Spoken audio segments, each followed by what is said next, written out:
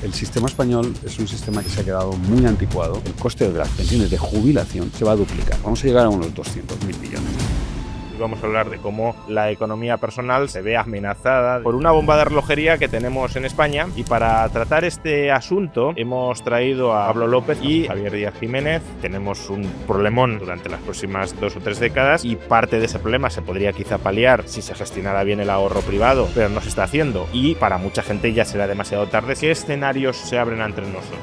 ¿Qué queremos? ¿Pensiones o vagones? ¿Qué queremos? ¿Pensiones o inundaciones? ¿Qué queremos? ¿Pensiones o apagones? Los mayores de 50 años en España somos más que los de 18 a 50. Eso produce una captura democrática de la sociedad española. Se nos ha vendido esa falsa ilusión de que todos vamos a recibir una pensión pública completa que nos va a permitir sobrevivir, y en España lo único que hemos estado viendo es lo contrario. Dado todo esto que habéis comentado, ¿qué consejo le daríais a esa persona que nos está escuchando? Es irresponsable dejar tu jubilación, que puede ser 20 años, 30 años, 40 años, quién sabe, exclusivamente en manos del Estado. No desaprovechen la magia del interés compuesto, que es de lo único que es gratis. Creo que como sociedad nos vamos a encontrar un problema muy grave y que si vas a depender del Estado puede que acabes en un grave problema. Hola a todos, bienvenidos a un nuevo episodio del podcast en el que tratamos diversos temas que sean de interés para la audiencia desde una perspectiva que combine la defensa de la libertad con la economía, tanto general como personal. Y hoy vamos a hablar de esto último, de cómo la economía personal se ve afectada, se ve amenazada, digámoslo así, por una bomba de relojería que tenemos en España, que es el sistema público de pensiones. Y para tratar este asunto hemos traído a 2 personas que son las que han promovido un informe, ¿Qué hay de lo mío?, donde se especifican algunos de los agujeros y de los problemas que tendrán las pensiones públicas en España en el futuro. En primer lugar, Pablo López, Country Manager de Trade Republic en España y Portugal. El informe ¿Qué hay de lo mío? Es un informe apadrinado por Trade Republic. ¿Qué tal? Bienvenido. ¿Qué tal, Juan? Muchas gracias por la invitación. Y en segundo lugar, el autor del informe, Javier Díaz Jiménez, profesor del IES. Bienvenido a este podcast, es un placer. Muchas gracias, encantado. Pues bueno, empecemos a hablar sobre este informe, sobre lo que pronostica, sobre lo que diagnostica y, por tanto, sobre cuál es la situación y cuál va a ser el futuro del sistema de pensiones en España. Uno de los datos quizá más impactantes, que tal vez quienes están muy metidos en el estudio de las pensiones públicas ya lo saben, tampoco es que sea ese en concreto especialmente novedoso, pero el público general no lo conoce y sí que es muy preocupante, que es el aumento que se va a producir en el gasto del sistema de pensiones a lo largo de las próximas décadas. ¿Podéis cuantificarlo y, después de cuantificarlo por la magnitud del efecto, explicarnos por qué se produce esto? Bueno, mira, en realidad hay 3 razones que encarecen las pensiones, ¿no? Cuando uno habla del futuro de las pensiones, del futuro de la seguridad social española, de si son sostenibles o no, pues hay que hacer 2 supuestos. Uno, cuánto van a aumentar los gastos, y otro, cuánto van a aumentar los ingresos. Sobre los ingresos, yo soy absolutamente escéptico. Nadie sabe cómo se va a hacer el Producto Interior Bruto en los próximos 5 años, en los 10 años, ni 20 años.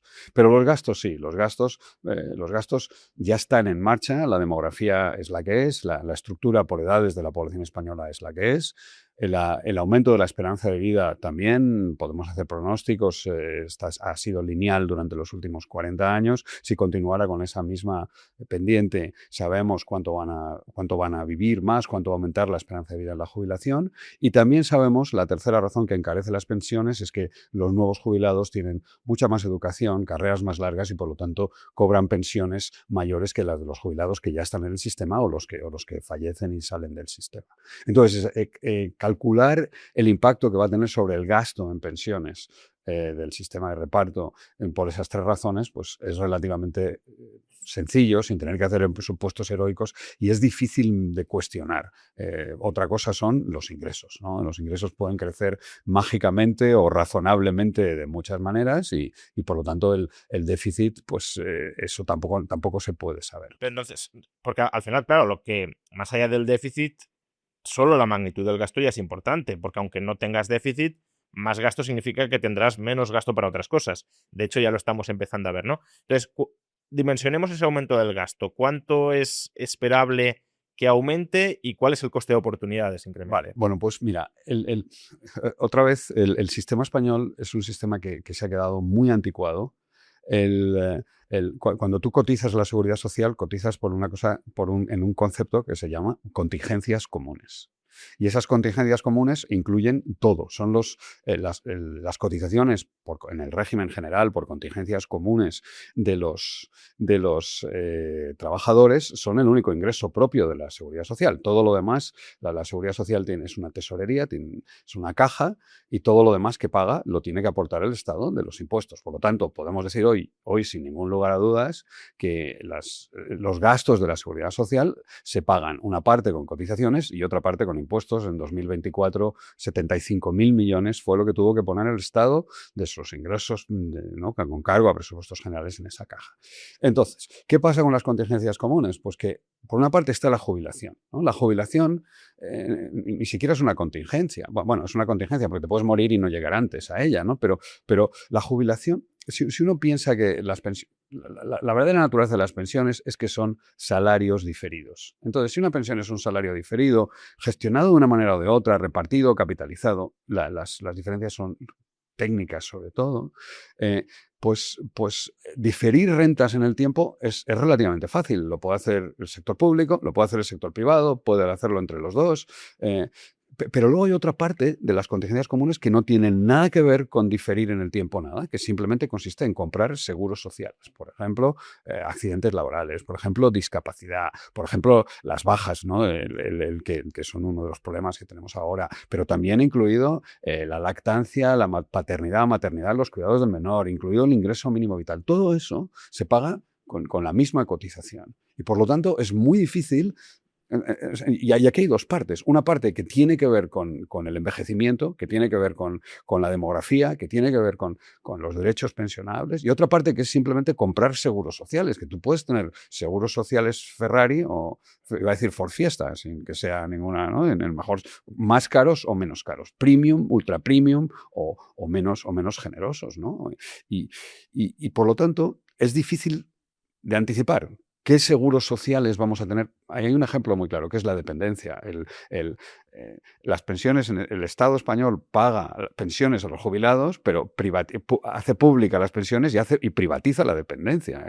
El cuarto, no sé si es el cuarto o qué pilar del Estado de Bienestar, no sé cómo se cuentan no, que es la dependencia, pues podría ser al revés. A un pensionista que le da una pensión de 1.500 euros, que más o menos es la pensión de jubilación media, si se tiene que gastar 1.000 en cuidados, pues le daría igual tener una pensión de 500 euros y la dependencia pagada por el Estado, ¿no? Y entonces, una de las maneras de reducir la pensión es no incluir la dependencia en esas prestaciones, que eso sería otra contingencia común. Por lo tanto, al final, mira, si tú calculas las pensiones de jubilación, y aquí hay otro detalle técnico, que es que no hay más remedio. El problema de las pensiones es que enseguida se vuelven un poco técnicas. ¿Hay que incluir la viudedad, sí o no? Hay viudas de todas las edades, casi todos son viudas, hay algún viudo, pero poco estadísticamente irrelevantes. La mayor parte son mayores, ¿no? Entonces, a mí me parece que la viudedad sí que tiene que ver, está relacionada con la edad y yo la incluiría ¿no? Si fuera alto comisionado para la reforma de las pensiones de jubilación, pues la incluiría como la jubilación. Y luego la otra partida relevante son los complementos a mínimos. El sistema español es un sistema progresivo, hay pensiones, hay un mínimo para aquellos trabajadores que tienen derecho a una pensión contributiva que se consigue con 15 años de cotizaciones, y si no llega a la pensión mínima, pues el Estado la complementa. Eso también es parte del sistema. El sistema de reparto, al contrario que el capitalizado, tiene todas las ventajas y todos los inconvenientes de la solidaridad. Y el recapitalizado, todas las ventajas y todos los inconvenientes de la falta de solidaridad, ¿no? Entonces, pues la solidaridad debe incluirse. Si incluimos esas dos cosas, más o menos estamos pensando en en euros de hoy, números redondos, sin entrar en el dato fino, 100.000 millones para que la gente se acuerde. Y cuando se jubile la generación más numerosa de españoles que están vivos hoy, este año cumplen 50. Nacieron en 1976. son 850.000, otra vez en números redondos. Por cierto, si te quieres forrar vendiendo velas, 5 y ceros son las velas más vendidas este año. Y fíjate que han nacido el año pasado 315.000, o sea, nos faltan más de 500.000 de bebés comparado con esa generación más numerosa. Bueno, estos se jubilan en el 43, cumplen 67 años, no sé cuántos se jubilan, pero cumplen 67 años, que va a ser el año que viene la edad normal y ya no es el final del retraso, ¿no? Para la jubilación. Y de aquí a entonces, pues se van a jubilar 12 millones de españoles, que son todas las generaciones que son más mayores que estos y, bueno, van a cumplir 67 años. Entonces, solo por el impacto de la pirámide de la población, del baby boom, ¿no? de esta explosión de nacimientos que se produce desde el año 1960 hasta esta última, el 76, o 77, que es la última generación, pues las pensiones el coste de las pensiones de jubilación se va a duplicar. Vamos a llegar a unos 200.000 millones. En fin, todo números redondos y solo y teniendo en cuenta la jubilación de los baby boomers, pero además el aumento previsible de su esperanza de vida, obviamente si no hay una catástrofe, como puede ser otra pandemia o algo peor, ¿no?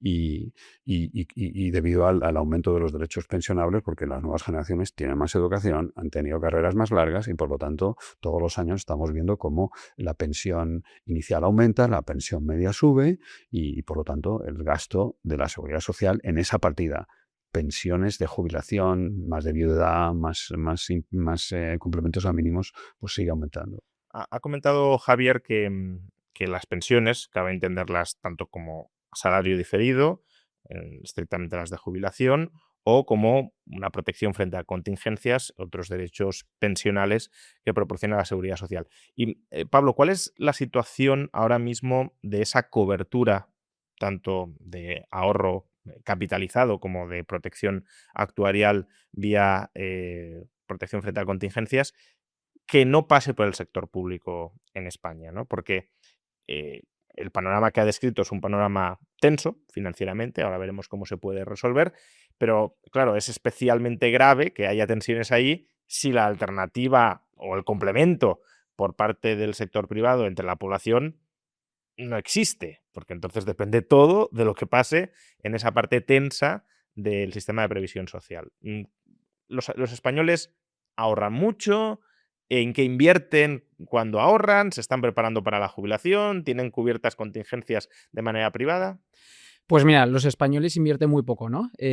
Primero creo que por todo este contexto, ¿no? Al final se nos ha vendido esa falsa ilusión de que todos vamos a recibir una pensión pública completa que nos va a permitir sobrevivir a los 67 años y luego también porque al final no ha habido ningún incentivo ni fiscal ni económico por parte de los distintos gobiernos para generar ese ahorro privado.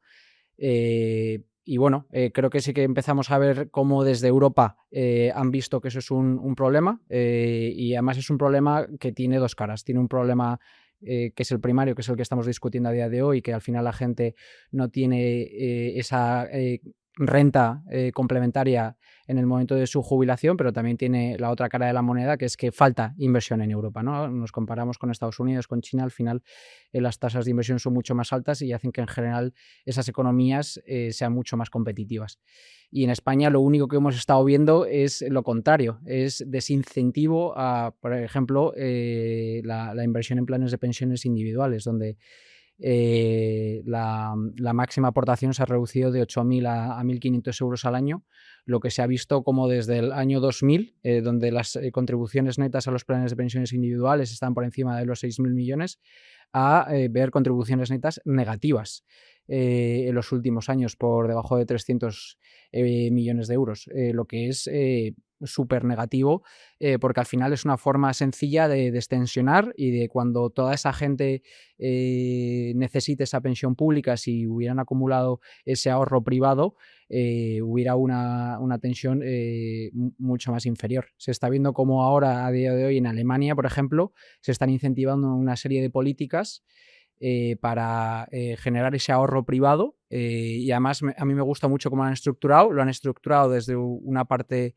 enfocada a la gente más joven, una renta desde 6 años hasta 18 años, y luego para la gente que está en edad de trabajar se va a empezar a hacer un apoyo de un 30% sobre lo que tú aportes a las rentas inferiores, y luego eso va disminuyendo, porque una de las, digamos, excusas que se trajo cuando se reducía de 8.500 a 1.000, o sea, de 8.000 a 1.500, es que las rentas más altas son las que están aprovechando de esa falta de pagar impuestos, y Alemania consiguió encontrar un sistema en el que se está incentivando que las rentas más bajas son las que tengan una mayor complementación, y que además me parece súper interesante porque a día de hoy los planes de pensiones no están estructurados de esa forma, privados. A lo mejor hay mucha gente que no se anima a empezar un plan de pensiones individual privado porque dice que tener un dinero parado, no es parado obviamente, pero digamos un dinero bloqueado hasta que cumpla 65 o 67 años, y en Alemania han incluido que si tú vas a comprar una vivienda puedas sacar ese capital y poderlo utilizar para comprar una vivienda. Sobre esto es interesante porque además hablaste de ello hace no mucho en tu cuenta de X, em, que se invierte poco, pero se ahorra mucho. Y lo mucho que se ahorra y se invierte poco, se invierte mal, ¿no? Porque en España hay más de 1 billón de euros en depósitos bancarios, que eso de cara a preparar la jubilación, pues hombre, mejor que estén que no, pero desde luego no capitaliza mucho. Y luego hay medio millón aproximadamente en lo que podrían ser fondos, que dices, oye, no está mal, medio billón en fondos, pero casi todos son fondos monetarios con altísimas comisiones que por tanto tampoco te sirven de nada para capitalizar de cara a la jubilación. ¿Es así? O sea, comparte el diagnóstico o la descripción y ¿por qué crees que es así? Pues mira, la primera parte de ese activo financiero que has indicado, ese billón de euros, está remunerado de media al 0,17. O sea, que no cubre ni la inflación, No vamos, cubre te ni la da. inflación, no te está cubriendo ni lo que los bancos están recibiendo por todo ese efectivo que está en sus cuentas. Y efectivamente, ese otros 500.000 millones, la comisión media es un 2%. Y esto ocurre por 2 razones. Si miramos únicamente el efectivo, es por una falta de educación financiera, que al final, bueno, es un poco el modelo tradicional bancario. Los bancos necesitan captar depósitos para dar créditos y ahí está su margen de intereses, y tradicionalmente en España ha sido un país que no ha compartido toda esa remuneración. Había unos nuevos players como nosotros que hemos empezado a compartir ese 100% de la remuneración para que al menos la gente pueda relativamente cubrirse contra la inflación. Y respecto a por qué el 70% del market share de los fondos de inversión está dentro de la banca tradicional de media al 2%, por la red de distribución de la banca tradicional. Al final, pues tiene una red de distribución muy amplia, con muchos años, que al final pues tiene la relación con el cliente. Y bueno, también la banca tradicional ha ido, digamos, vendiendo el miedo a todos sus clientes, pero también yo creo que es un tema de tiempo, ¿no? Se ve, por ejemplo, en temas de planes de pensiones, como Indexa, que es un player también, digamos, similar a Trade Republic en cuanto al número de años que tenemos de vida, que en ciertos productos que tienen menos tiempo están liderando en aportaciones netas, ¿no? Y al final, fuera de los nuevos players, el banco siguiente más nuevo, entre comillas, tiene 60 años, que es Bankinter. Y te vas a los anteriores y ya te vas a más de 100 años. Con lo cual, ahora mismo dices que la situación de la gestión patrimonial y previsional del ahorro no se está haciendo de manera sofisticada, pero que crees que es una cuestión de tiempo. El problema es justamente ese, el tiempo, que tenemos un problemón durante las próximas 2 o 3 décadas y parte de ese problema se podría quizá paliar si se gestionara bien el ahorro privado, porque si hay recortes, por ejemplo, en el sistema público, pues al menos tienes ese colchón privado, pero no se está haciendo y para mucha gente ya será demasiado tarde si no ha empezado a hacerlo hasta ahora o si no empieza a hacerlo ya. Entonces, si la previsión de aumento del gasto es la que es, ¿qué escenarios se abren entre nosotros? Porque aunque no lo financiemos con déficit, repito lo que decía antes, hay un coste de oportunidad. El país en buena medida se nos está cayendo a trozos, infraestructuras mal mantenidas, colapso de ciertos servicios públicos, educación y sobre todo sanidad por falta de inversión. ¿Y por qué? Pues porque el gasto se está redirigiendo en su mayor parte hacia pensiones y ese es un problema que se va a extremar en el futuro si no hay cambios. Entonces, si no se recortan las pensiones, mal por otros lados. Si se recortan, mal por el lado del pensionista. ¿Hay margen para recortar las pensiones sin que eso genere un quebranto muy grande a los pensionistas? Bueno, te contesto en dos partes. Lo primero que has dicho es absolutamente así y lo estamos viendo y lo estamos viviendo y hay mucha gente que lo está padeciendo trágicamente. ¿Qué queremos? ¿Pensiones o vagones? ¿Qué queremos? ¿Pensiones o inundaciones? ¿Qué queremos? ¿Pensiones o apagones? ¿Qué queremos? ¿Pensiones o socavones? ¿Qué queremos? ¿Pensiones o drones? Que el nuevo embajador de Estados Unidos recién inaugurado ha dicho que es el 5% y eso supone otros 50.000 millones, en fin, 35.000 millones más de gasto en defensa. El coste de oportunidad es innegable. ¿Podemos recortar las pensiones? Mira, la respuesta es que no, porque la principal faena que le hemos hecho los mayores a los jóvenes es no tenerlos. Hoy los mayores de 50 años en España somos más que los de 18 a 50, por lo tanto, eso produce una captura democrática de la sociedad española. El Pacto de Toledo, que es un pacto de silencio, solo existe para evitar que en España haya dos partidos, mayores de 50 y menores y de 18 a 50, o sea, menores de 50, y que todas las elecciones sean muy aburridas, porque siempre ganamos los que somos más, los mayores de 50.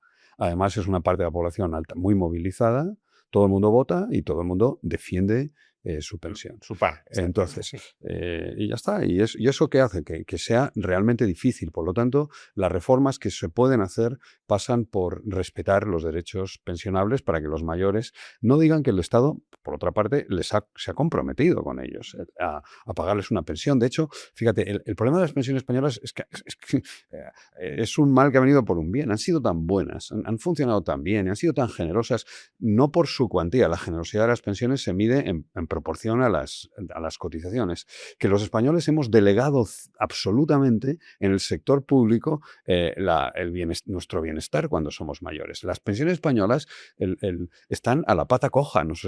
Tenemos, en vez de tener dos pilares, que es lo que tienen los mejores sistemas de pensiones, un pilar de reparto y un pilar capitalizado, pues el sistema español solo tiene uno. Prácticamente el 100% de las rentas de los jubilados españoles proceden de la pensión pública de reparto. Somos casi la imagen opuesta de Chile, ¿no? En Chile tiene un sistema 100% capitalizado y también es la pata coja, tiene solo un pilar. Le falta y echan de menos un reparto. Pues al español le ocurre lo contrario. Tiene una pata, que es el reparto, un reparto que ha sido y sigue siendo muy generoso. El Estado español no ha dejado de pagar un solo día una pensión a cambio de deteriorar las carreteras, de deteriorar todas las infraestructuras, la red eléctrica, no invertir lo suficiente, los trenes tal y como están, en fin, y jamás va a haber en España guarderías de 0 a 3 con cargo al presupuesto y ni dependencia, porque simplemente no hay manera de pagarlo. Ten en cuenta que en esta fase del ciclo, que es realmente expansiva, tenemos un déficit límite, el límite que permite el plan de estabilidad y crecimiento, ¿no? Entonces, no se pueden recortar las pensiones. El Estado español va a tener que recortar necesariamente de otros gastos porque pagar las pensiones, pagar los salarios de los empleados públicos y pagar los intereses de la deuda pública son las tres partidas absolutamente prioritarias y que cada vez se van a quedar con una parte más importante del gasto. Fíjate que este año, en el 24, el Estado puso 75.000 millones en la tesorería de la Seguridad Social y el déficit total fue 50.000 millones. O sea, si la Seguridad Social hubiera podido atender a sus obligaciones con sus ingresos propios, con las cotizaciones de los ocupados, el Estado español habría tenido un superávit de 25.000 millones que podría haber dedicado a reforzar cualquiera de esas otras inversiones de esas infraestructuras o a poner guarderías de 0 a 3. Pero cuando dices que no se pueden recortar las pensiones, ¿te refieres a que no es económicamente viable en el sentido de que los pensionistas no serían capaces de reponerse a ese recorte o que no es políticamente No es factible? políticamente factible porque los pensionistas van a reclamar sus derechos, lo han hecho cada vez que ha habido un intento de de reducir las pensiones en cobro, ¿no? O los derechos pensionables. Al final, el único margen que queda es seguir retrasando la jubilación. Lo va a hacer otros países, lo terminarán haciendo España. Los trabajadores que hoy tienen 40 años se van a jubilar con 70 en muchos trabajos. Claro que hay ocupaciones penosas que tienen que tener otro tratamiento especial. Eso es absolutamente razonable y no es un problema y no es la mayor parte de los trabajos, ¿no? Entonces, podemos ver más retrasos en la edad de jubilación y realmente lo que yo creo que deberíamos de ver es un cambio en la educación financiera donde la gente entendiera que esto de confiarlo todo a la pensión pública, en fin, que no lo sabes, porque los países... Ha habido dos reformas en los sistemas de pensiones. Los países del norte que se dieron cuenta y que lo reformaron en los años 90 cuando todavía cuando teníamos el dividendo demográfico, porque los baby boomers estábamos teníamos cuarentañeros, y los del sur que esencialmente lo que han hecho ha sido pues intentar complementar el sistema de reparto con un aumento del ahorro, ¿no? Ya sea, en fin, y con incentivos fiscales fíjate que en España tenemos el mecanismo de equidad intergeneracional que supuestamente se está usando para dotar una hucha pública de pensiones, que en realidad está invertida en deuda pública española, por lo tanto la hucha está vacía, y que podía hacerse mañana sin aumentar un solo euro en el gasto en pensiones, ¿no? en crear planes personales de pensiones que serían pequeños. Un 1.500 eurista, que por cierto no olvidemos que hoy el salario mínimo interprofesional en España son 1.500 euros, cuando lo calculas bien en 12 meses, pues un 1.500 eurista podría ahorrar 10 euros al mes, pongamos 120 euros al año, que no es un dineral, pero cambia completamente la actitud. Y ese MEI estaría en 22 millones de cuentas individuales invertidos en planes de pensiones que podría gestionar perfectamente el sector privado.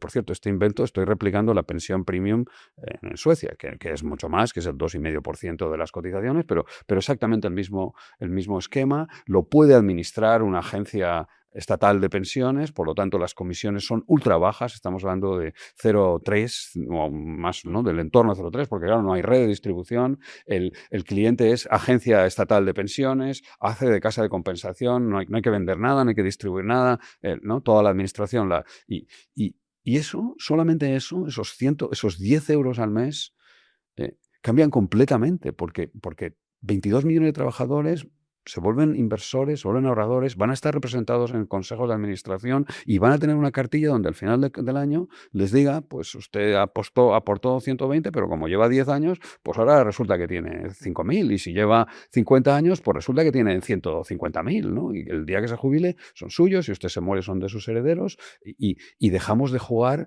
a la pata coja con las pensiones, porque empezamos a construir la otra pata, ¿no? El pilar capitalizado, que es, insisto, lo que tienen los mejores sistemas de pensiones. Mira, Países Bajos tiene 50-50, las rentas de los mayores, la mitad vienen de un reparto, la mitad vienen de tanto planes de empleo o planes personales capitalizados. Suecia, 2/3, 1/3. O sea que entre el 50, entre el 40, en fin, entre el 30 y el 50% de las rentas de los mayores deberían de venir de ahorro capitalizado. Y eso te da las mejores pensiones posibles. Hay que financiar una transición a ese sistema. Esa transición es cara, pero es cara no financiarla también. O sea, ya estamos pagando la no transición. Entonces, tú puedes parar la bola mañana. Mañana, todos los españoles que no han cotizado, mañana se acabaron las viejas pensiones, se crean unas nuevas pensiones con unas nuevas reglas, un nuevo incentivo, paras la bola de nieve, tienes que financiar la transición, pero que la tienes que financiar de todas maneras y bueno, y dentro de 40 años, cuando se jubilen los veinteañeros de hoy, las personas que empiezan a trabajar, o 50, pues ya está, tendremos unas pensiones que estarán resueltas para el resto de la vida y podemos dedicarnos a otras cosas, ¿no? A los que nos gustan las pensiones, ¿no? Mencionabas, Javier, el efecto educador, ¿no?, que puede tener pues incluso una aportación muy pequeña, el mecanismo de equidad intergeneracional, en lugar de que se lo quede el Estado, que vaya a una cuenta personal y que eso genere una hucha de ahorro. Esa es un poco la idea del plan alemán para la infancia que mencionabas tú antes, ¿no? Porque la aportación también es bajísima, pero de nuevo genera una cultura de ahorro desde la cuna que luego puede proseguir o incluso puede impulsar también a los padres a que complementen parte de las aportaciones del Estado, generando ese endowment para los menores de edad cuando adquieren la mayoría de edad, que les puede permitir pues pagarse la universidad, pagar la entrada a una vivienda, que es algo que hoy por hoy en España está totalmente ausente. 100%. O sea, creo que lo que está consiguiendo Alemania son dos cosas, ¿no? Primero, con una cantidad ínfima, generar ese hábito desde que los niños son muy pequeños, para que toda esa juventud ya nazca con debajo del brazo con una cantidad que puede ser incluso suficiente para comprarse su primera vivienda cuando alcanza la mayoría de edad. Y que desde que tengan 6 años ya empiezan a entender una serie de conceptos financieros muy importantes, ¿no? Y luego creo que la segunda cara de la moneda es el interés compuesto, ¿no? Al final, cuando tú empiezas a invertir cuanto antes mejor, digamos, ese interés compuesto acaba teniendo un resultado mucho mayor porque tienes muchos más años sobre los que capitalizar tu inversión, ¿no? Y por eso creo que al final el concepto de cuenta infantil es un producto súper positivo, porque generas ese hábito, generas esa capitalización y por poner el típico ejemplo, ¿no?, que de números también redondos, grandes, pero que yo creo que la gente puede entender de forma muy sencilla. Si tú empiezas a invertir 100 euros desde que nace tu hijo, con la habitual tasa de revalorización de un fondo como puede ser el S&P 500 o el MSCI de un 7% real, descontado la inflación, cuando tu hijo cumple 18 años ya tiene 40.000 euros ahorrados. Si tu hijo decide que va a seguir aportando 100 euros al mes, cuando cumpla la edad de jubilación de 65 o 67 años, ya tienen más de 1.100.000 euros ahorrados, que ya es una renta complementaria muy, muy importante. Incluso el modelo alemán que comentábamos antes, que no necesitas incluso tener ese dinero aparcado hasta la jubilación, y si tienes una necesidad de comprarte una vivienda, puedes utilizar ese dinero para la vivienda. Al final creo que en España se desincentiva el ahorro en general y más aún el infantil, y que creo que esa falta de educación financiera es muy grave porque nadie entiende cuál es el problema al cual nos enfrentamos, ¿no? Pues vosotros en Trade Republic también, modestamente, claro, porque no sois el Estado alemán ni el Estado español, pero también tenéis una cuenta, ¿no?, infantil para intentar facilitar ese ahorro desde la infancia. Sí, justo. O sea, nosotros un poco bajo ese esquema, digamos, que Alemania empezó a incentivar, nosotros ya la teníamos, pero sí que es cierto que hemos empezado a promocionarla más porque creemos que es uno de los productos más ventajosos para todos nuestros clientes, y tenemos una cuenta infantil que la puedes abrir desde que nace tu hijo y sin comisiones, porque devolvemos el 100% de las comisiones para que se reinviertan en ese ETF. Y es una cuenta que hace unos productos que más éxito han tenido en España, y que además lo que hemos visto aquí en España es que había tan poca competencia, o sea, había muy pocos bancos ofreciendo una cuenta similar, que está creciendo mucho, también porque es uno de los productos menos rentables para la banca tradicional, porque ¿qué vas a empezar? ¿A ponerle comisiones de descubierto al niño? ¿O vas a empezar a venderle préstamos personales o tarjetas de crédito? Pues no. Entonces, como es uno de los productos menos rentables para la banca tradicional, es unos productos que al final la banca tradicional ha invertido menos, cuando realmente incluso también a nivel de negocio es un producto muy interesante porque es cuando fidelizas más al cliente a largo plazo, pero sobre todo lo más importante es cuando puedes utilizar el interés compuesto en tu favor durante más tiempo, y que cuando ya sea cumplas la mayoría de edad o tengas una necesidad, pues tengas ya un capital acumulado. Recordar que el patrimonio medio del joven de 18 años en España es inferior a 5.000 euros. y es muy triste. Fíjate que esto es algo que se ha perdido. Cuando yo era pequeño, y a mí me lo hicieron, tus Sí. padrinos te abrían una cartilla en la caja postal de ahorros. Entonces existía no, la Sí. caja postal de ahorros, que era lo más capilar del mundo, porque en Sí. todos los pueblos, hasta el más pequeño, había una oficina de correos y por lo tanto había una caja postal de ahorros. Y te ponían 300 pesetas. Cuando tus padrinos, cuando nacía el niño, empezabas a ahorrar en el mejor momento para empezar a ahorrar, que es el día que naces, ¿no? Y después ya es tarde. A partir de ahí ya vas con retraso, ¿no? Y cada cumpleaños te ponían 50 pesetas en Pero aquella esas época. pesetas Y no se invertían, ¿no? Era una bueno, cantidad de sí, te ahorro, daban el 0,25. el Te daban 0,25. el 0, vamos, bueno, no sé si te daban el 0,25. Cuando yo ya llegué a entender lo que Te era un tipo de compraban un interés Pias. y me enteré y me interesé por cuánto me daban, pues resulta que descubrí con horror que era el 0,25, ¿no?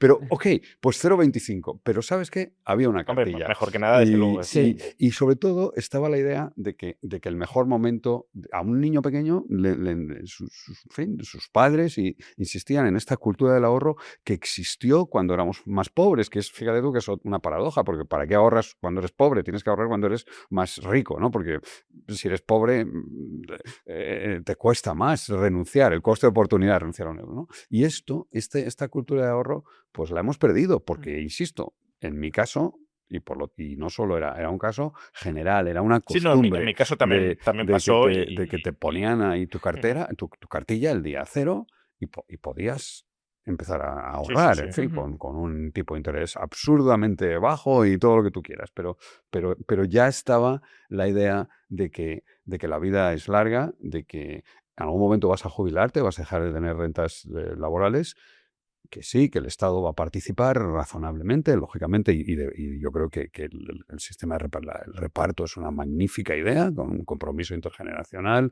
es ahorro obligatorio para la jubilación, y dado que hay un problema de inconsistencia temporal con el ahorro, que todos tendemos a hacer un poco más la cigarra que la hormiga, ¿no? En esa fantástica fábula infantil, pues habría que recuperarlo, ¿no? O sea, no es tan ajeno a nuestra... O sea, no es que los españoles no hayamos ahorrado, jamás. Son las nuevas generaciones donde se ha perdido, ¿no? Pero, ¿por qué creéis, por abrir un paréntesis que ahora cerraremos y volveremos al tema principal, ¿no? Pero, ¿por qué creéis que se ha perdido esa cultura del ahorro? ¿Ha sido consecuencia de, digámoslo así, una degradación moral de la sociedad? ¿O también ha ido de la mano de, bueno, no sé si de un plan o una voluntad más o menos consciente de los poderes públicos? Porque mencionabas antes el Pacto de Silencio de Toledo. Hombre, para mí ese es un factor muy relevante, porque decías, claro, no se ahorra porque el éxito del sistema público, claro, pero si ese sistema público se hubiese dicho, cuidado que tiene sus limitaciones, vayan preparándose de manera complementaria a ese futuro, pues la gente habría escuchado el mensaje, no toda a lo mejor, pero una parte sí, y se habría preparado. Ahora, si te van diciendo siempre, no pasa nada, es súper sólido, las pensiones no se van a tocar, todos los que alertan en contra son unos agoreros que están al servicio de la banca para quedarse de ese negocio, pues claro, están falseando la realidad y están modificando los hábitos de los ciudadanos. No te quepa ninguna duda. Se junta a que España, una economía pequeña, con 40 años de una dictadura, que había optado por cerrar su cuenta financiera, porque había restricciones al ahorro en otros vehículos. No podías. España tenía un corralito. Ha tenido en fin, con matizado, pero esencialmente un corralito financiero, igual que lo tiene China hoy, ¿no? Sí, Por sí. poner un ejemplo. O Argentina está Sí, haciendo mucho, sí. y entonces, pues lo que ocurrió es que eso hizo que el ahorro de los españoles se materializara en inmobiliario, ¿no? Que era el único activo que estaba protegido contra la inflación. También un país que usaba mucho el impuesto de la inflación como señoriaje, como una manera de complementar los ingresos del sector público. Yo me acuerdo de tipos al 14, la inflación al 7, la inflación media antes de la 15%. de la transición, pues, y no pasaba nada. Eran números con los que tú vivías y estabas acostumbrado y eran parte de... Y entonces, ese ha sido el gran ahorro. que no está mal con una condición. Si estás dispuesto a a vender tu vivienda y a que tu vivienda sea el complemento de tu pensión, ¿no? Y realmente, de entre todos los activos que hay, pues todas las clases de activos, la vivienda solo son problemas, realmente, ¿no? O sea que en un mundo donde ya la cuenta financiera española puedes invertir y ahorrar en todo tipo de productos, con todo tipo de rentabilidades, riesgos, plazos, en fin, el abanico es prácticamente infinito, los españoles nos hemos quedado ahí, ¿no? Y también yo creo que lo de la vivienda era una realidad que hace 20 años tú necesitabas 2, 3 años de ahorros para poder comprar una vivienda y ahora estás necesitando casi 10 años. Entonces era una realidad para una generación anterior que se ha convertido en una realidad totalmente imposible para que a día de hoy los jóvenes vean la vivienda como un ahorro, porque principalmente no se la pueden ni comprar. Y sobre todo, volviendo un poco al tema de antes del interés compuesto y empieces a ahorrar cuanto antes mejor, pues lo bueno de que ahora haya una accesibilidad a ciertos activos que te permiten generar esa capitalización desde cantidades tan pequeñas como 1 euro, creo que también es muy importante. Y que efectivamente se está, creo que, infrautilizando. Yo creo que va todo de incentivos. En el momento que no hay incentivos al ahorro privado es cuando, primero, ninguna empresa pues va a empujar o ningún banco va a empujar eso, y que luego a nivel individual pues la gente no tiene ese incentivo para realizarlo. Te vas a otros países como Francia o como Reino Unido, que tienen las famosas cuentas de inversión, Sí, de ahorro e o inversión, Dinamarca, ¿no? Que o es un Dinamarca. país que entendemos como una socialdemocracia nórdica, estado de bienestar gigantesco, y luego el peso que tiene el ahorro privado en planes de pensiones sobre el PIB es incomparablemente mayor al de Efectivamente. España, claro. Y es porque tienen esos incentivos, esas cuentas sobre las cuales no están pagando impuestos, y en el momento que tú pones incentivos, se moviliza el ahorro hacia inversión productiva. Pero además el diagnóstico, lo que has comentado antes también es fundamental. Yo llevo, en fin, 20 años, ya serán 30 o 40, no sé, porque claro, tengo que actualizar el calendario, predicando en el desierto de las pensiones, de la necesidad, de los riesgos a los que se enfrenta el sistema de reparto español, y siempre ha habido una defensa numantina por parte de todo el mundo, pero no solamente por parte del Estado, o sea, de los gobiernos, de los gobiernos de turno, todos los agentes sociales, la defensa de los sindicatos de este sistema de reparto ha sido absolutamente a ultranza, pero también los empresarios y también el sector. El sector solo anda pidiendo incentivos fiscales. Cuando los planes de pensión españoles, el otro día mi colega Pablo Fernández, y está ahí a disposición del que quiera, hace un repaso anual de rentabilidad de los fondos de pensiones, pues prácticamente ninguno bate al IBEX, casi ninguno le da más rentabilidad que la deuda pública a 10 años. Sí. ¿En serio? Y unos cuantos tienen rentabilidad negativa, planes que tienen más de 10 o más de 15 años de existencia. Entonces bueno, pues Porque los productos son malos. los productos son pésimos, las Con altas comisiones son muy que altas, matan la y rentabilidad. sobre todo, nadie ha dicho basta, ¿no? O sea, nadie se ha levantado. Yo no he encontrado, yo siempre he andado buscando un campeón, pero claro, yo soy un profesor de universidad, esto lo tiene que hacer un político que diga ya está bien, ¿no? Y que sea capaz de cantar las verdades del riesgo que tienen las pensiones. Yo creo que el Estado español va a pagar la pensión pública, pero no va a ser suficiente, y sobre todo es que es muy arriesgado, es irresponsable dejar tu jubilación, que puede ser 20 años, 30 años, 40 años, quién sabe, exclusivamente en manos del Estado protector, que te va a proteger si puede, pero que yo estoy seguro que el día que se diluya, si hubiera un día en que se diluyera, el subjuntivo aquí siempre ayuda, ¿no? El Estado lo último que haría cuando sea el brazo de Terminator es pagar una pensión, estoy seguro, o sea, ¿no? Eso es el último acto del Estado antes de diluirse, pero va a ser muy poco. O sea, ¿por qué quieres arriesgarte tanto?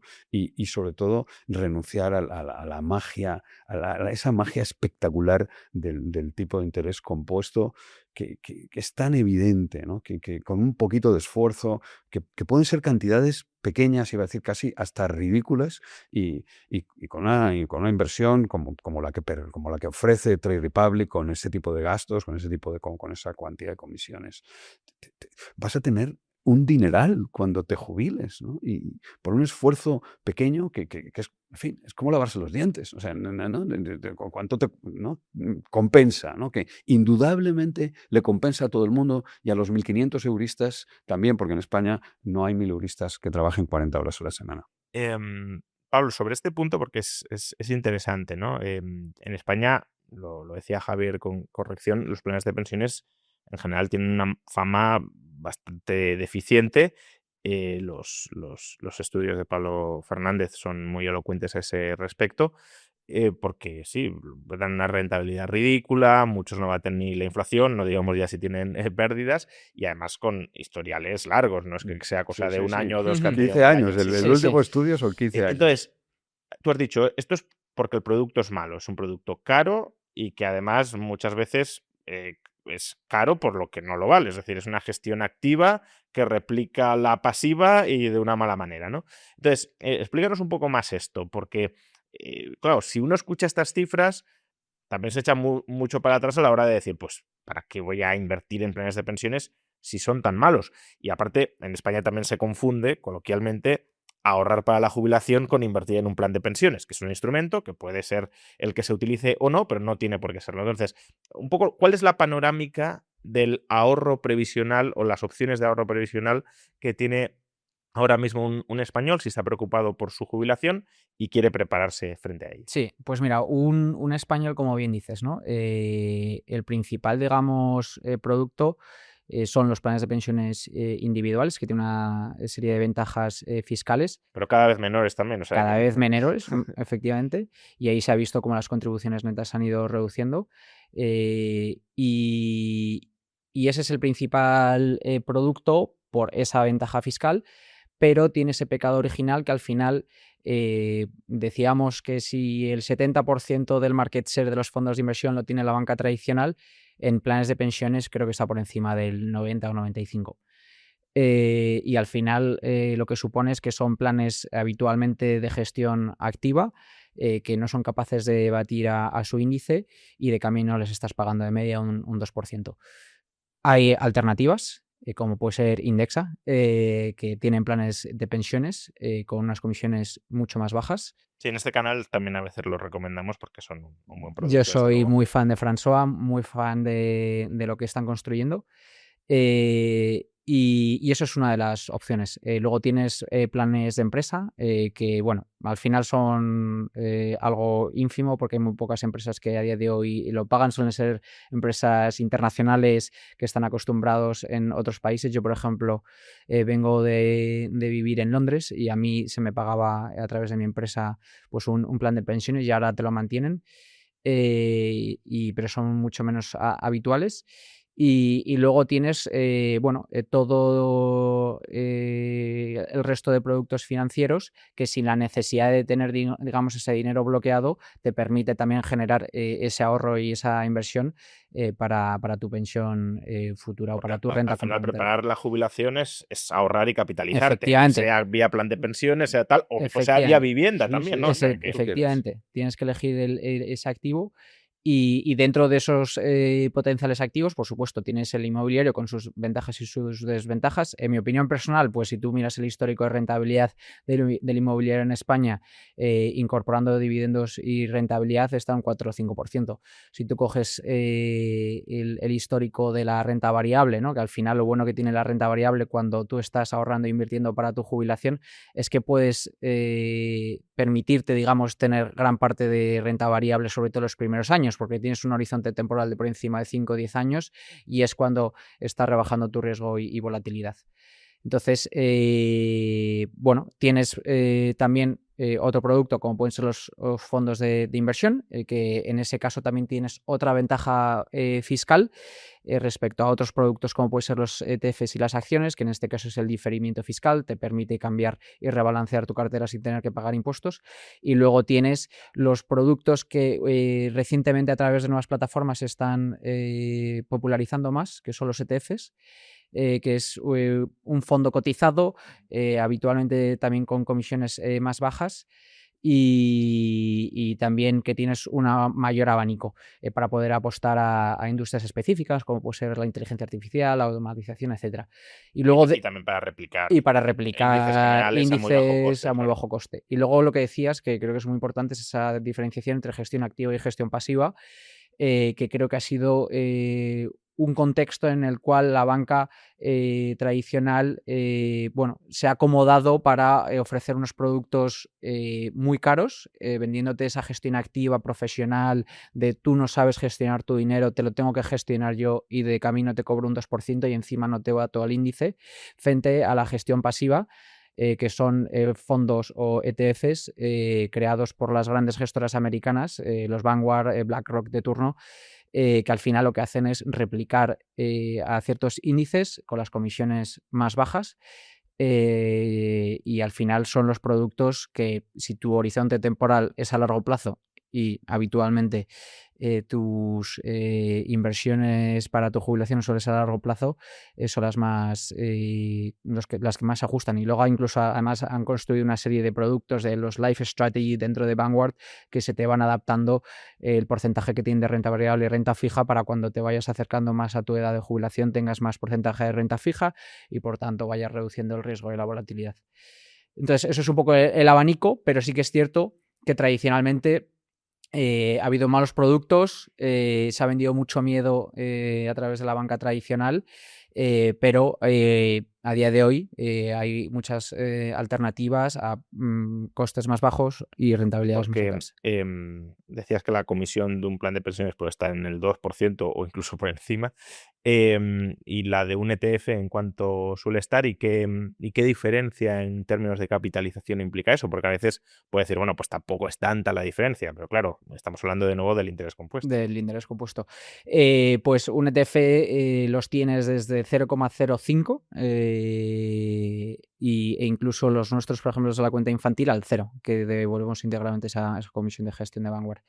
Y ese 2% te puede hacer una diferencia en una vida de inversión de 40, 50 años, invirtiendo 100 euros al mes, de 300, 400.000 euros. Y es una cantidad súper importante. Pues sí. Y ahora también entendemos cómo este año la banca tradicional ha tenido el récord de ingresos en comisiones. Claro. Es Al final va para unos o para otros. Efectivamente. Es que fíjate, eso cuesta un poco de trabajo entender. Cuando es el 2% en una inversión a 40 años, la mitad de lo... O sea, entre el 0 y el 2 terminas con el doble de capital cuando pagas el 2. ¿Por qué? Porque cada vez que te quitan el 2, que por cierto es lo único que está garantizado, o sea, las rentabilidades no están garantizadas, pero las comisiones garantizadas. Entonces, ¿qué pasa? Pues que cuando tú inviertes en el año 1 y te quitan el 2%, no te han quitado el 2%. Sí, te han quitado el 2%, que se lo queda la entidad que te lo esté, que es la gestora. Te han quitado el 2% y todos los intereses que hubiera generado el 2% durante 40 años, que no se los queda a nadie. Bueno, no sabemos qué hace la gestora con ello, pero o sea, que fíjate que hay una cosa que es especialmente ofensiva para este economista, ¿no? Que se echa a perder, cada año te quitan el 2% más toda la rentabilidad que hubiera generado ese 2% durante toda la vida de la inversión. Por eso, con solo un 2% vas a medias con la gestora. O sea, si tu capital al final hubiera sido 1.000.000 de euros sin comisión, con el 2% te quedas en 500.000. Y de los otros 500.000, una parte muy importante se ha volatilizado y porque no ha funcionado la magia del tipo de interés compuesto, y la otra parte se la ha quedado tu gestora. O sea que realmente las comisiones, y luego está la fiscalidad, que también es especialmente destructiva. Ten en cuenta que los planes de pensiones tributan como rendimientos del trabajo, porque recogen esta idea de que las pensiones son salarios diferidos y por lo tanto, de hecho, las cotizaciones a la seguridad social están exentas de tributación, no pagan IRPF, por lo tanto, luego cuando cobras la pensión sí que pagas el IRPF, o cuando rescatas el plan de pensiones, que esto es muy importante, entra en tu IRPF al tipo marginal que te corresponda. Obviamente, si estás jubilado, pues tienes un tipo bajo, pero es al tipo marginal del trabajo, no del capital, que está topado en el 20%. En cualquier otro tipo de inversión, ya sea un fondo de inversión, ya sean ETFs, las plusvalías y los rendimientos de esa inversión tributan al tipo de capital. con lo cual el descuento, la desgravación fiscal inicial es un poco un teaser, es un poco, en fin, la tienes que compensar y dependiendo de cómo sea tu organización familiar, qué rentas tengas y sobre todo cómo vaya a ser la tributación o la compatibilización de las rentas laborales con las pensiones dentro de 20, 30 o 40 años, que lógicamente es otra rareza del sistema español, que tú puedas tener, cuando estés jubilado, puedes cobrar el 100% de tu pensión pública y tener cualquier cantidad de rentas del capital, 1 millón de euros, ¿no? Si quieres, pero no puedas ganar ni un solo euro de renta del trabajo, o sea, que eso sea incompatible y tengas que ir a modalidades de jubilación parcial. Y esto se terminará y, por lo tanto, la pensión, los rendimientos de los planes de pensiones, el rescate de los planes de pensiones entrará como rendimientos del trabajo y, por lo tanto, pues hoy puede tributarte al 45%, ¿no? O sea, con lo cual eso destruye ¿no? la rentabilidad y anula el incentivo fiscal inicial a hacer hacer ese tipo de ahorrar, a utilizar ese vehículo para el ahorro previsional, para el ahorro a largo plazo. Entonces, el panorama ahora mismo, por resumir, es un sistema de pensiones que está mal y que va a estar peor en términos de sostenibilidad financiera, un ahorro privado que, bueno, el ahorro sí es voluminoso, pero la inversión de ese ahorro en instrumentos que te permitan capitalizarte y prepararte para la jubilación es muy deficiente y cada vez tenemos menos tiempo para que eso se solvente. Entonces, ¿hacia dónde vamos? Antes mencionábamos que no es previsible que se recorten las pensiones, al menos en términos absolutos. Quizás sí se reorganicen los términos en los que se calculan las pensiones y, por tanto, hay un recorte contrafactual, cobras menos de lo que habrías cobrado. Ese es una vía de ajuste que debemos valorar como posible. Hay otros caminos, algunos dicen vamos a cuadrar las cuentas y a pagar las pensiones con inmigración y cada vez más inmigrantes, que por otro lado generan otro tipo de problemas, pues saturación de servicios públicos. Si metes gente y lo que generan vía fiscal lo vuelcas a las pensiones y no lo reinviertes en ampliar la cobertura, pues claro que tiene saturación, ¿no? Y también en el informe mencionáis la posibilidad que, bueno, algunos lo podían considerar hace algunos años ciencia ficción, pero cada vez menos, de que la inteligencia artificial contribuya a un aumento sustancial de la productividad. ¿Qué panoramas o qué opciones de futuro creéis que tenemos? Mira, hay dos. En realidad, hay dos soluciones que funcionan y que se van a usar. No va a haber una solución única, es muy improbable. Habrá varios componentes. Es verdad lo que has dicho, los inmigrantes, o si aumentara la natalidad, hay que esperar 20 años. Y es un poco tarde. Sí. Vale. Si aumentan los inmigrantes, pan para hoy, hambre para mañana. Ten en cuenta que las tensiones que tiene el sistema de pensiones hoy vienen del boom de la natalidad. Claro. Vamos, de lo peor que le podía ocurrir a un sistema de reparto, que es un boom de natalidad seguido de un colapso de la natalidad. Con lo cual hay un gran dividendo demográfico que retrasa la reforma y que justifica la pasividad y que nadie, políticamente, es un gato salvaje al que nadie le quiere poner un cascabel. Y no ha hecho falta hasta 2010, el año clave donde se acabó el cuento, donde al día siguiente podíamos haber dicho, ya está, hasta aquí hemos llegado. Y fíjate que fue 2010 porque vinieron 4 millones de inmigrantes en la década prodigiosa, desde 2000 a 2010. Si no, hubiera sido 2000. Y probablemente ya lo habríamos resuelto porque ya habrían pasado 10 años más donde el negacionismo hubiera sido imposible. Ahora es muy difícil, sigue habiendo interpretaciones de cuál es el déficit y de cuál no es el déficit. El escenario más fácil es que vayamos a ver, 1, retrasos en la edad de jubilación.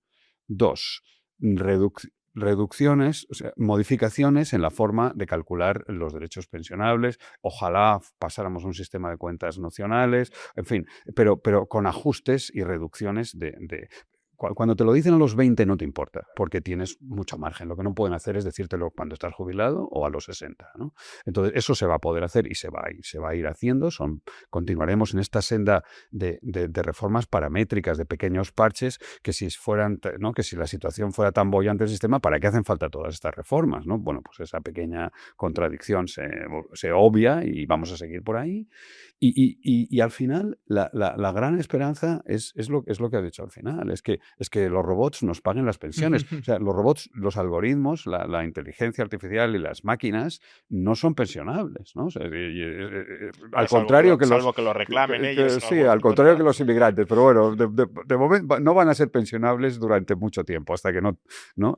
Y por lo tanto, bueno, pues el gran problema o sea, no sé, y la gran oportunidad de los próximos 20 años es cómo vamos a repartir la productividad de los... no va a ser un problema de productividad, es un problema de distribución. De quién es la productividad, cómo repartimos la productividad de las máquinas o los algoritmos. Esa es la apuesta, eso lo está haciendo Japón, eso lo están haciendo las ciudades que ya están en un declive poblacional, con una población muy envejecida, que no quieren inmigrantes porque les parece, por razones culturales, porque no, en fin, porque toman esa decisión. Y entonces el único mecanismo es conseguir ¿no? que esos aumentos de productividad terminen revirtiendo y que el Estado sea capaz de dotarse, o la sociedad de dotarse del consenso suficiente para redistribuir ¿no? esa productividad y Lo que pasa pagar las pensiones de los ahí humanos, también ¿no? tiene su cabida el ahorro privado, ¿no? Porque al final, si decimos que va a haber un aumento de la productividad tan grande fruto de la inversión en maquinaria o en robots y en algoritmos, etcétera, ¿por qué no ser coinversores de ese ¿Por qué progreso, Efectivamente. no no? ser partícipe? Y ya está repartido. O sea, esa es la manera individual y independiente del Estado y del consenso social que se consiga y de todo lo que tú quieras. Y si estás en Europa o estás en el sitio o sea, en el Estado protector europeo, en el sitio de más salvaje capitalismo, que no sé cuál es, porque como no hay ninguno, pues es difícil buscar un ejemplo. Desgraciadamente sí, hemos ido perdiendo. Desgraciadamente es así, pero bueno, que en el paraíso Sí. del salvajismo